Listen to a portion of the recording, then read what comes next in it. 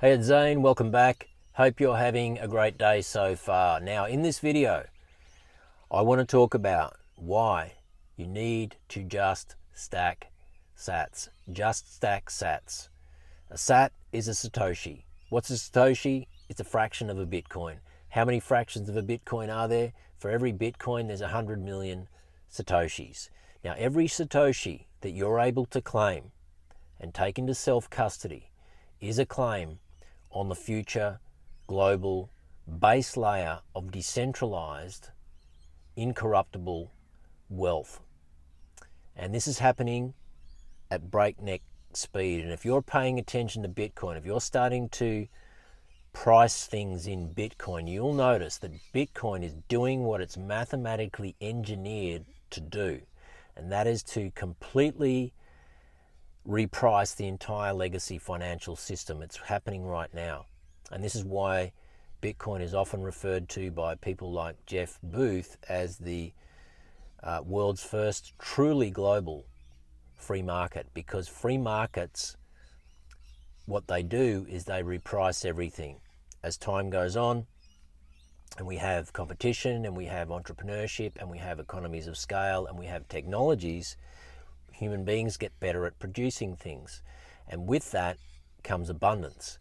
The problem is that when that abundance that is being created by human innovation is being priced in an infinite currency, which is what the Australian dollar is and the US dollar is, we never get to benefit from that abundance. And this is why life for 95% of the population in that Australian dollar inflationary system, in the US dollar inflationary system, this is why life for most people gets harder, not easier. This is why 60 years ago a family could function on one income, because the average house price in this country was 2 to 3 times the average annual wage. What is it today? Around 13 to 15 times. So therein lies the problem. What we're about to see is a great wealth transfer. We have two technologies, protocols, whatever you want to call it, that are about to intersect. We have AI and we have Bitcoin.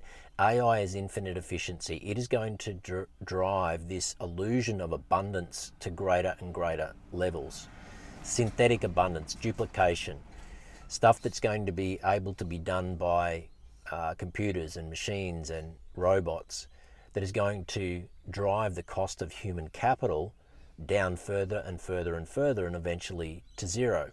As an example, if you run an architecture firm, there's going to come a point where you're going to be asking yourself, why is it that I need, these architects on my books, that I'm paying whatever it is, 100K, 120K, 150K, it really doesn't matter what the price is, when I can get, this job done by AI for a few bucks a month.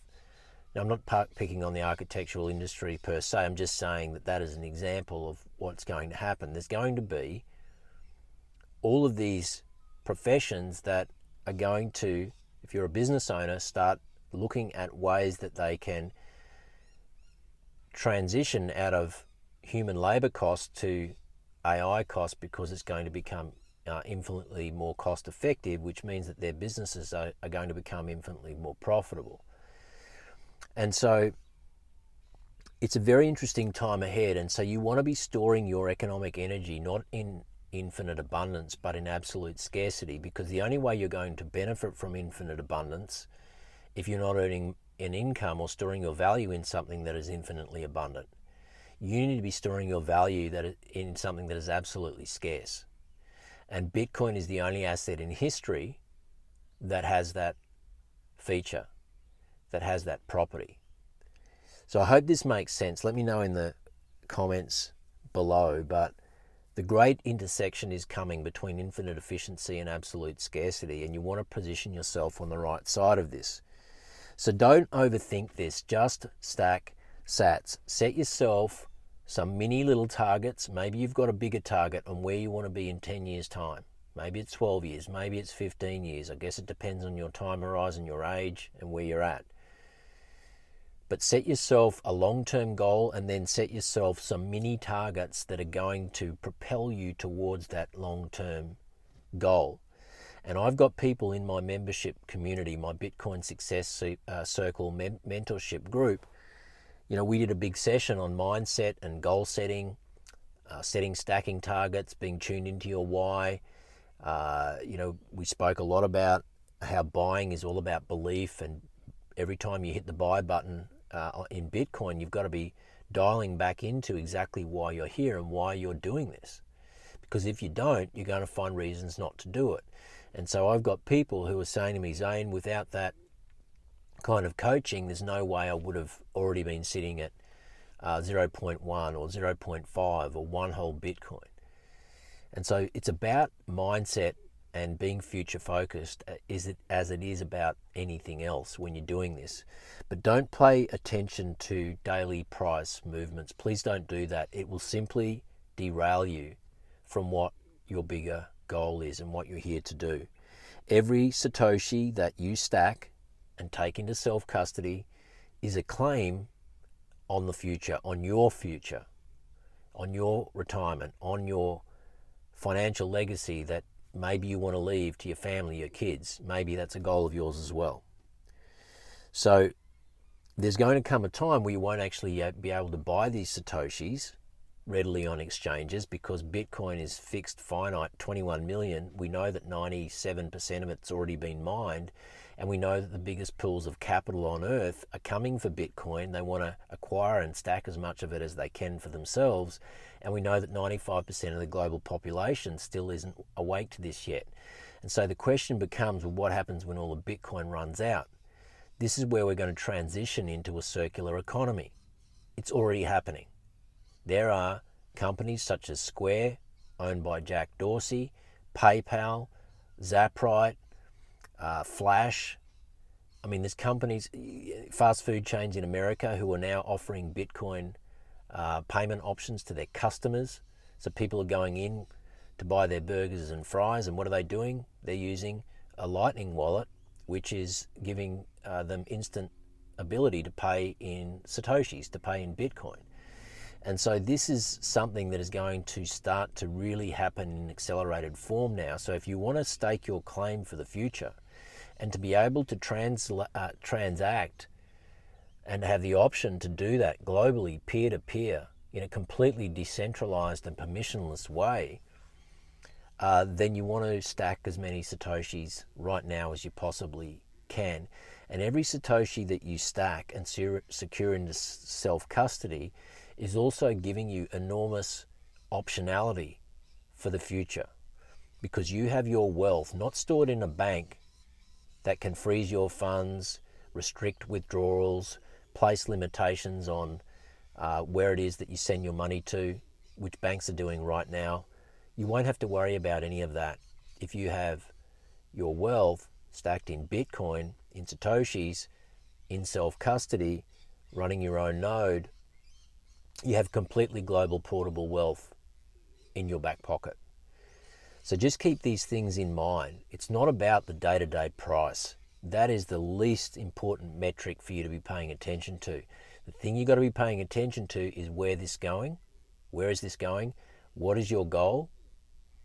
And every day, what can you do to move closer towards that goal? Do not let price derail you from that goal. Please don't do that. I meet with people so often who have made that mistake and they regret it. They wish that they didn't do that. They wish they had had the mindset and the perspective training earlier, because it's cost them hundreds and hundreds of thousands of dollars in not having that to begin with. So this is why I spend so much time on mindset with my community, because it's such an important part to all of this. Just stack sats. There's only 3 simple things for you to do right now. Bitcoin is the easiest play. It's the easiest thing that we've ever had to think about in terms of the future and what it can do for us. Michael Saylor often refers to what you should be looking for when it comes to asymmetric opportunities, and an asymmetric opportunity is something that can turn a modest investment into something that is life-changing. And that is exactly what Bitcoin is. It is what Amazon was back in the early 2000s, late 90s. It's what Apple was, in the early, just before 2010, around that time. And Bitcoin is the same now.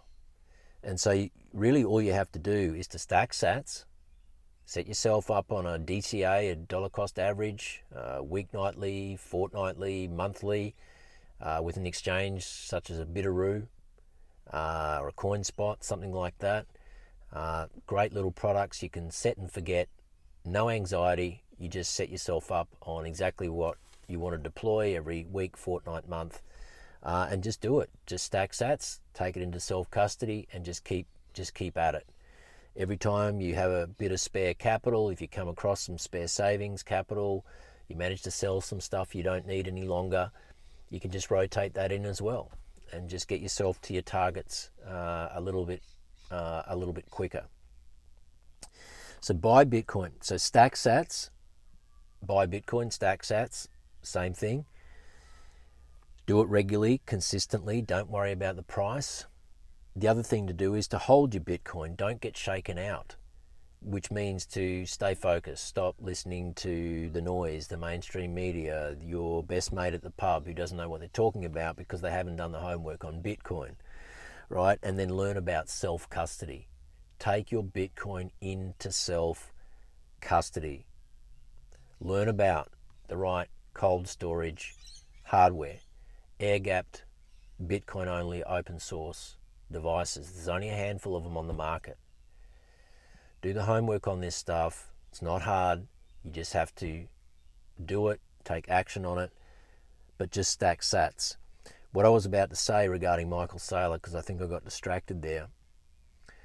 And if you don't know Michael Saylor, obviously, if you've been in Bitcoin a while, you'll know exactly who he is. He's been, I would say, the loudest voice in Bitcoin. He's probably done more for the Bitcoin community in terms of educating people over the past 5 years since his company started putting Bitcoin into their corporate treasury, which has been, I guess, a life-changing benefit to the shareholders of MicroStrategy. It's been the best performing corporation on the S&P for the past 5 years.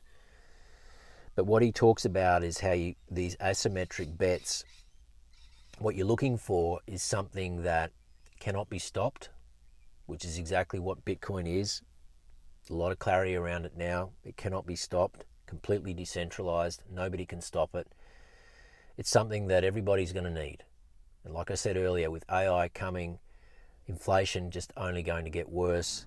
People are going to be looking for places to store their economic value in something that cannot be corrupted, that cannot be printed, that cannot be debased. So it cannot be stopped, and something that everybody's going to need. That's what you're looking for in an asymmetric bet. Okay? So important to understand that cannot be stopped, everybody's going to need, and yet very, very few still don't yet understand. And when you really wrap your mind around that, you realize exactly where we are in Bitcoin, how super early we are. You realize that your only job is to just stack sats. Stack sats, take it into self-custody, keep your eye on the prize, stay focused, and you'll get there. So important. So I'm going to leave it there today. Hope you got something from that. Let me know your thoughts in the comments. If you'd like to take action on this, set yourself up with a simple strategy to move forward, whether you're just getting started in Bitcoin, whether you're looking to set up a Bitcoin-friendly retirement account and want to set up an SMSF done compliantly in the right way. I can point you in the right direction on how to do that. If you want to learn a little bit about self-custody, maybe you've made a few mistakes. If you're in that boat and you want some clarity around how to do things right into the future, I can answer all your questions and help you on your way. That's why I do my calls on Zoom. I get to connect with you, can share my screen with you, some resources that are going to be very helpful for you, so you'll know exactly what to do to move forward. So if you'd like a one-on-one call with me, you'll see a link in the show notes. Please do that, and I look forward to meeting you on Zoom. Other than that, have a great day. This is Zane signing out. Bye for now.